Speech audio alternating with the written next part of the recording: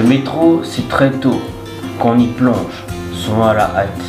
Il nous entraîne dans son labyrinthe fait de clair-obscur. Il zigzague, souvent fait des détours.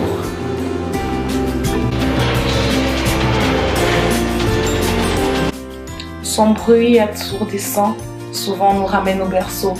Une délicieuse parenthèse pour quelques minutes de repos. Une parenthèse toujours éphémère, on se laisse aller sans faire le beau. Soudain, presque par instinct, on sursaute. On clame un pardon, on fraye son chemin et on s'élance pour le bout. Le métro, c'est notre quotidien. Il nous amène, nous ramène, on va et on vient. C'est ainsi que nos jours s'égrènent. Un peu comme ces rames, un jour on appelle un autre.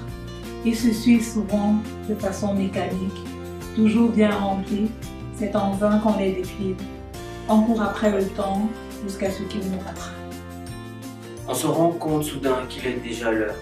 On détale pour attraper le retard d'un rendez-vous avec sa belle, avec l'enfant à la crèche ou un moment avec le père.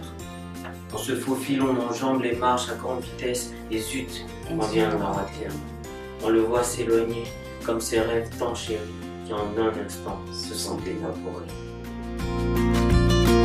Pour combler ce temps, on détourne le regard pour le plonger dans cet univers devenu incontournable.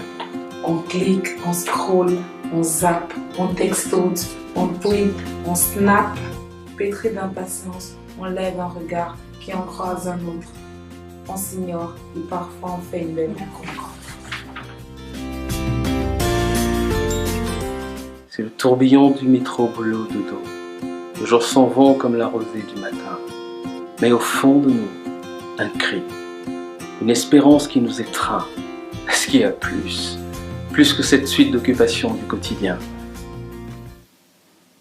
Maranatha.